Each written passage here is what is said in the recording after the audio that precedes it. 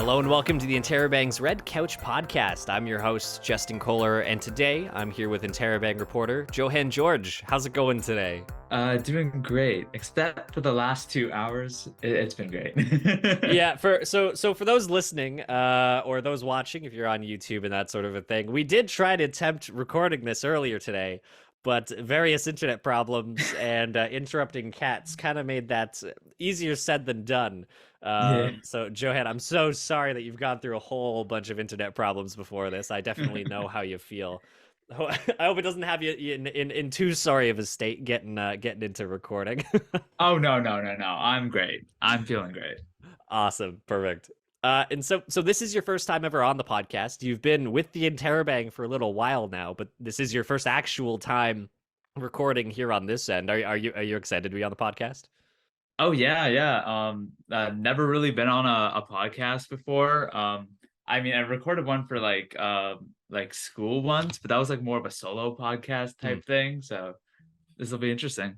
Well, this definitely isn't anything too out there. This is definitely one of the more casual episodes, with it being a reporter rant, which is basically where we just sit down, have more casual conversations, talk about the week, talk about various different things, get to know you a little bit better. So very casual, very lighthearted in nature, which is always delightful, especially coming out of internet problems and all that sort of thing. So. And so, you having never been on the podcast, a lot of the people listening probably don't know you super well, apart from article writing and all the work that you've done for the Interrobang so far. Can you just give me a brief little description about yourself there? Right. My name's Johan. I started with Interrobang about a year ago on the summer work study. And I was a pre-media student last year, which is kind of like a general media program where we touched on stuff like anything from like photography, game design to like journalism. Um, and this year I'm attending music industry arts, and it's been a blast. Yeah. I've heard nothing but spectacular things about the pre-media program, and yeah, like you said, there's a few people in my program in broadcast journalism who are coming out of that program as well. But MIA, Music Industry Arts, I definitely do know a few people, a whole bunch of people that have done or are taking that program. How are you enjoying it so far? It's been great. So like the beginning of the year is usually like my time to sort of like crunch a little bit, as well as like the end of the year. So like I'm kind of past all my projects now. So I'm kind of like in that chill period. Which is Nice. kind of nice, It's the best part. Yeah. Yeah. And I definitely hear MIA is sometimes can very much be a grind. I do not hear it being one of the, I guess, easier programs by any means. So Oh, for sure. how have the final assignments been, Len? What does that kind of look like for you? Oh, well, so one of our final assignments is like doing like a production. So we get like like this demo of a song from our production prof, and like we have to like produce the whole thing ourselves. That was fun. Another assignment was like so we got this uh like project that we had to mix from our audio workstation prof, and it's like actually like a song that he's working with a client, and like they're about to release it, so that was pretty cool but pretty overwhelming to work Yeah, with. that'd be a lot of pressure. Like, kind of doing work for an actual client is kind of crazy. I mean, college is always great for hands-on experience, but that is very hands-on experience. Yeah, and kind of like what I said before, but that was in the old version of this podcast. We were trying to kind of outshine our prof there, just kind of see if like a first year could beat like our prof's real mix. Um, I don't really know if anyone really got there, but like we pushed him pretty hard. I think. I was just about to ask how your confidence was going up against your prof in that kind of a way, but Oh, not at all. I was not confident. But like I heard like some pretty good ones, and like people were saying pretty good things about my mix. So I was pretty happy with that. Like if I pushed him in any way possible, then I feel like I've done my job. Hey, yeah, there you go. Well, and it must be weird for the prof, sort of having a direct comparison when doing things like grading and all of that for everyone who's submitting projects, and then their own work for the client as well. It must be really weird on their end too.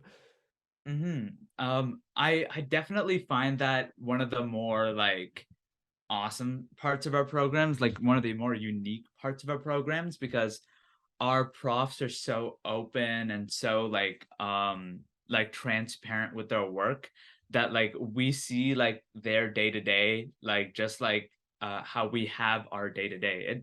It really is like a mini music industry Mm. like in the program. We literally build it like the culture. It's like always there.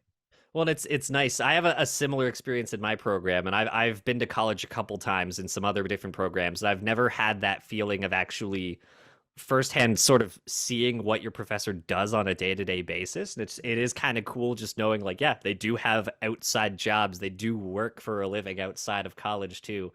So it's very interesting and very cool to have that. Hmm.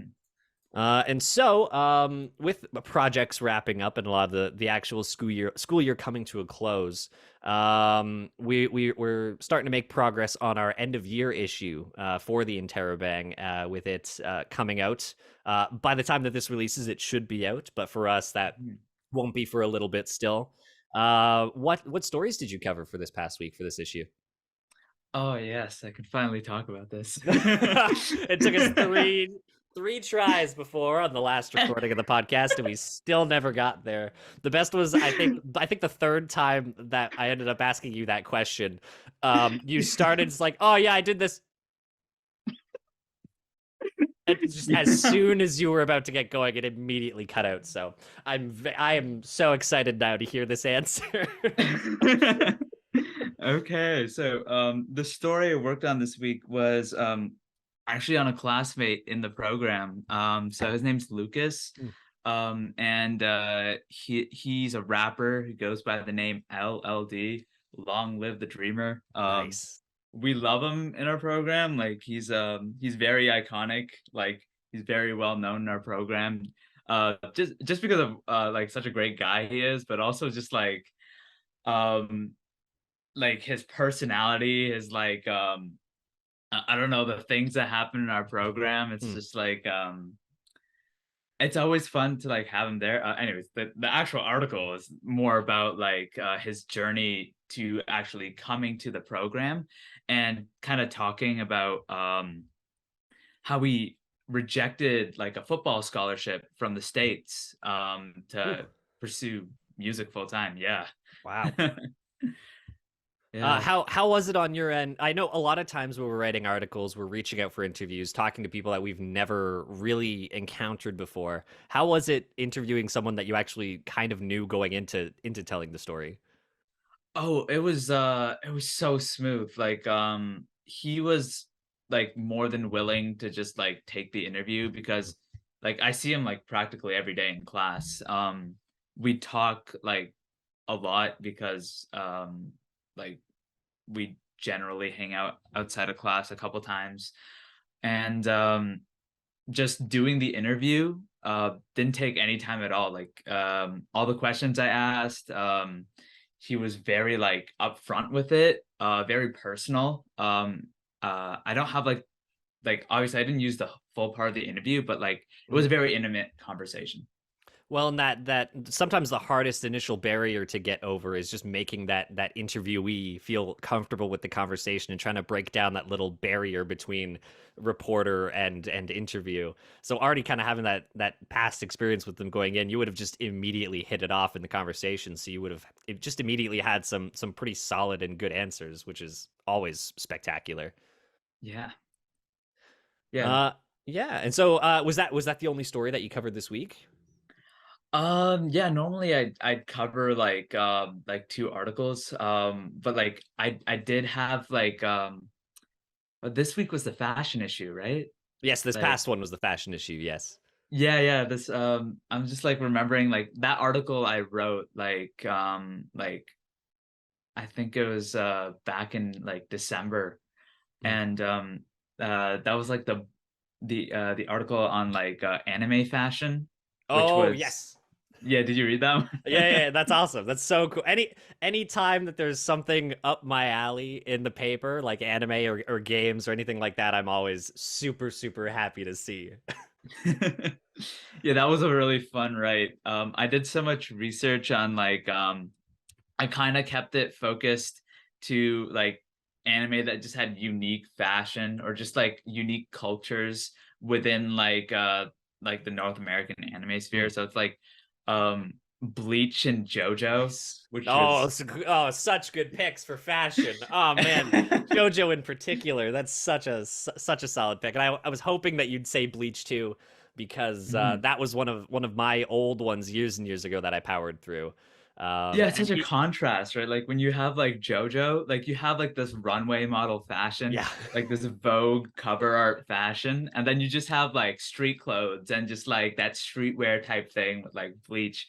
And I just love the dichotomy of that and how that creates like two completely separate like subcultures within like the sphere. And both those styles are equally iconic in just such different ways, but they're still both so Mhm. incredibly well known in the anime space. And it's I'm so happy that you brought those two in particular in there because yeah, so good. Mhm. So I take it with you saying that and with the article in general, you are a fan of anime. Oh yeah, yeah.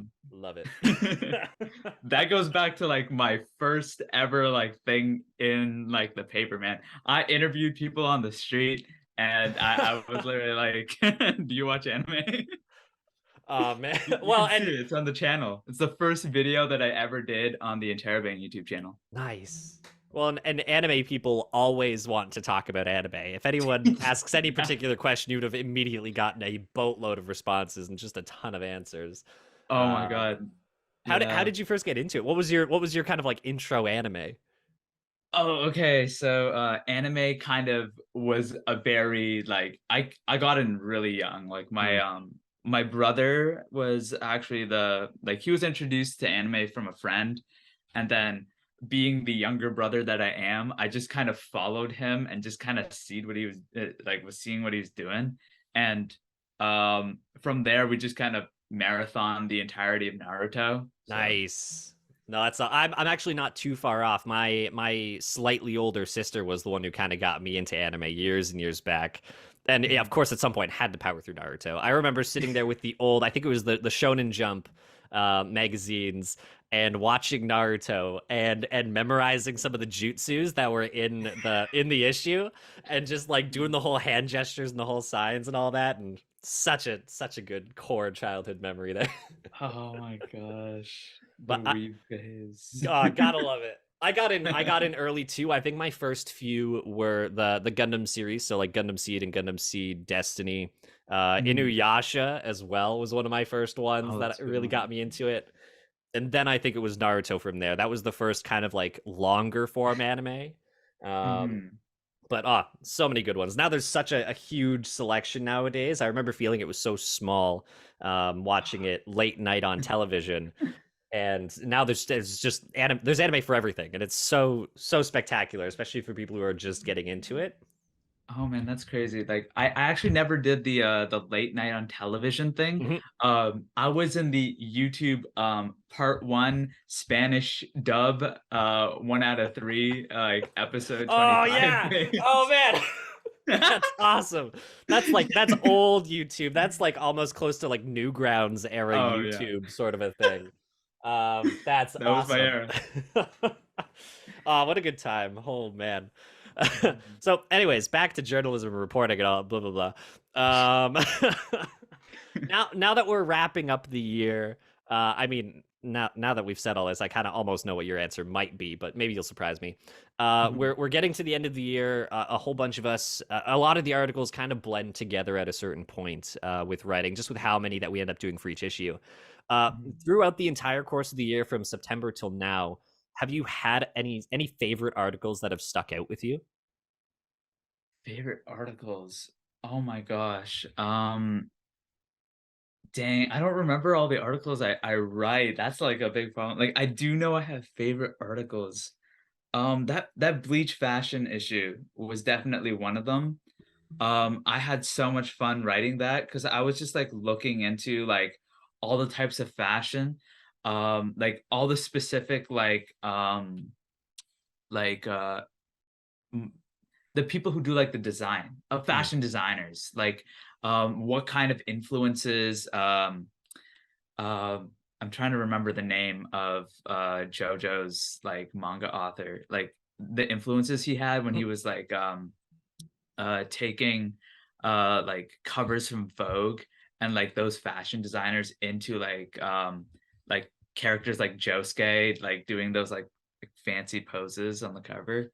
Yep. Um I just had so much fun researching that. That was probably my one of my favorite articles Well, to write this well, year. yeah. When your entire research phase is looking at things of anime and manga, like how can it would be hard not to have a good time doing that. I would just use that as the biggest excuse to just power through so many different Oh yeah. anime because there's just so many different kinds of fashion. You can get the kind of more regal nature of like a Code Geass or Mhm. Gundam Seed. You get the kind of more traditional anime like Japanese look in something like a Demon Slayer Oh my or god. even something like Bleach to a degree. And then you get the ones that are just out there, like JoJo for sure. So just having that be your research portion, I am so incredibly jealous of. I could talk about anime for days. You just mentioned three right there that I have so much to say about. Oh man! Oh wait! Which ones? Which ones? Well, Code Geass was like Ah, one of my yes. favorite anime for like the longest time. Like if you grew up in like the early 2000s, you just know Code Geass is one of the most like iconic like anime of that era That and one is like still anime originals. top tier for me. I love Code Geass. But yeah, Yeah. as soon as I went and looked at that question, I was like, oh, this is gonna be easy. We just answered that. How could that not be up there for favorite articles to end up writing? Oh Uh, yeah. and so you're wrapping up. A lot of us are heading into spring, heading into summer. What do you have going on for the rest of the summer? Hoping to continue working here. Hoping to kind of get like more video stuff going on because Hmm. being like in my program I have so many like ideas of how I can incorporate like my experiences in MIA into like the journalism I do and like the music scene in general. I'm definitely planning to go to more like music festivals like Home County, Mhm. Canadian Music Week's gonna be over here. I'm definitely gonna check out like Sunfest and stuff like that. So I'm just so excited to kind of just get out there, boots on the ground, and just like m- do some stories, do some videos. Well, and it'll be good, and yeah, there's definitely not going to be any shortage of things to cover during the summer. I'm still staying on with the radio station, hopefully. So I'll still be around the college, pretty much hang out with you guys all the time, and I'll probably end up seeing you at a bunch of those events too. Oh yeah. And yeah, London in the summer just has so much going on. You mentioned Sunfest. I live right off of downtown, and I Ooh. moved there specifically to be close to a bunch of the fests, like the Sunfest, the beer and barbecue fest, or beer Oh and rib yeah. fest, that all that sort of stuff. So I'm super excited to be there, and I know a bunch of the people around the Interrobang are going to be so happy that you want to do more of a video focus too, because they're really starting to try to branch into that sort of of content more. Hmm. So I think you'll have a really fun time. Yeah. Well, and it's fun, Uh, and the crew's all nice. I love everybody with the Interrobang. It's just so easy to have conversations with absolutely everybody. yeah, everyone's got opinions. Everyone's got just like such a chill vibe. I just love being here. Yeah. It's just such a great little work environment. And are you looking forward to next semester for your schooling? What changes in your program going into year two? Oh, a huge focus on like share the land. So, me personally, I really want to be involved in share the land, but like less so as a performer, more as like a tech guy. Okay. Um, because my goal is to get into audio post production, and that's kind of like the career I see myself going. Um, but also, I kind of got into music with like a mindset towards video game music. Nice. So that is definitely one of those things that if I if I just keep on working at it, I know that like the music I can make, um, I'm probably going to try to get some music and games. Going to go to some game jams this summer, and hopefully that's something I'm going to be doing in my personal time that will be really fulfilling. Which is awesome. Video game music is spectacular. Do you have any personal favorites when it comes to video game music, or any artists? I know probably top tier in my head is going to be like what's the Nobuo Uematsu. Uematsu, yeah. Just so spectacular. Yeah. Do you have any personal favorites? Yeah. You're gonna keep me here for hours, man. I'm just gonna let you know here now. So, my kind of like first introduction to video game music as like a thing that I really loved was Pokemon music. Nice. So Yep. like Koji Kondo, Yes. he is super good. I think that he wasn't the one that worked on Pokemon. I'm trying to remember the Pokemon guy's name. Junichi Masuda, who did all the compositions for like the earliest games, and he's still there as like the project lead now. I'd say some of my biggest influences right now is Darren Korb, Supergiant Games composer who worked on games like Hades, Bastion, Pyre. Um, I have Christopher Larkin who did the Hollow Knight games. Oh yes. Nice. Yeah, I love his work. I just love really like atmospheric compositions, and like just kind of like the vibe of that is like what I really take from there. And probably like my biggest inspiration was Toby Fox, who did Undertale. Yes, yes. So notable nowadays. Undertale is just so good music wise in particular. I mean, Yeah, great game as well overall. But the music in Undertale is just so good. And people really underrate it. Yeah. You mentioned Koji Kondo. Pokemon was close. They do a lot of the Nintendo things. So Legend of Zelda, Super Mario. Um, over the years. I've played a lot of things like D&D, and a lot of that kind of fits very well with gothic music in video games. Mm. So I listen to a lot of Castlevania music in particular because all of their Whoa. soundtracks are so good. The Bayonetta series has really good music too. Mhm.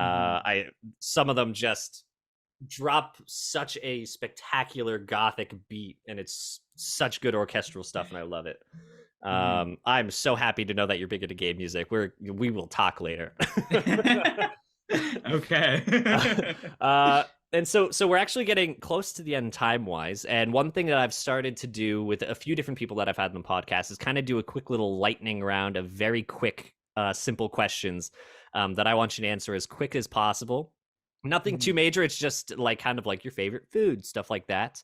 But I Okay. want to make sure that you answer pretty much as fast as possible, really, just to kind of emphasize the lightning speed round of it. Um, Okay. it's been a lot of fun just to kind of learn a little bit more about you, sort of a thing, as we sort of tail off.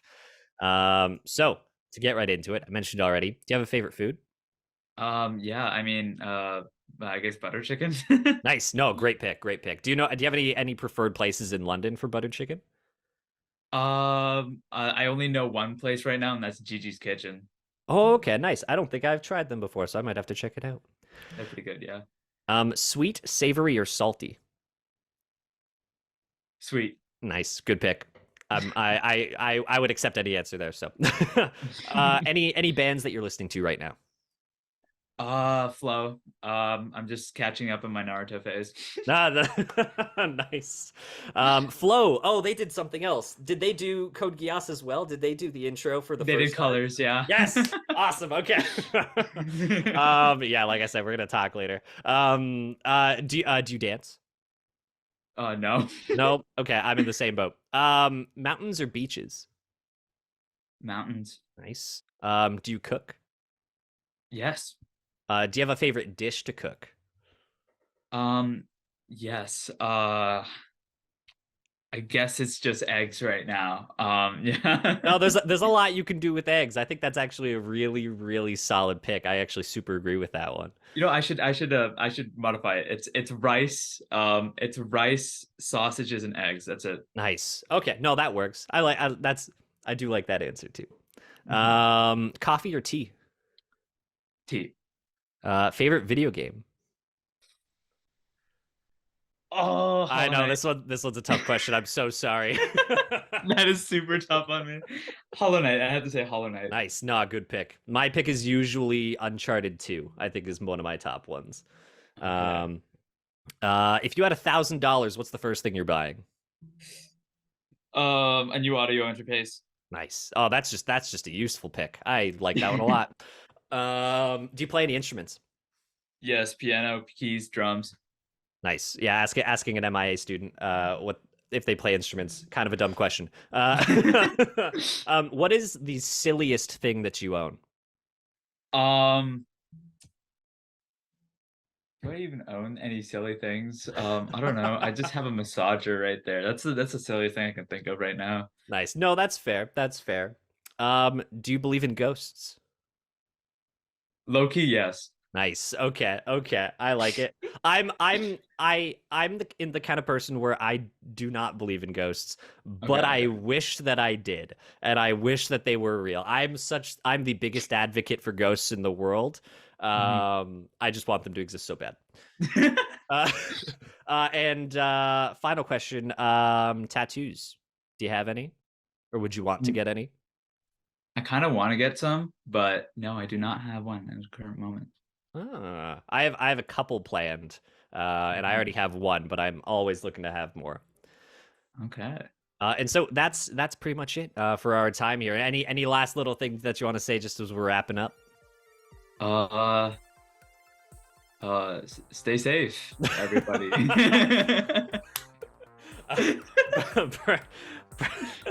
I like that a lot. Thank you, So, thank you. thank you for listening to another episode of the Red Couch Podcast. As always, you can catch up with every episode on our website or wherever you get your podcasts from. Pick up your copy of the Interrobang on newsstands now. Follow us on Twitter, Instagram, and Facebook, and be sure to subscribe to our newsletter to keep up with all things Fanshawe. For the Interrobang and the Red Couch Podcast, I'm Justin Koehler.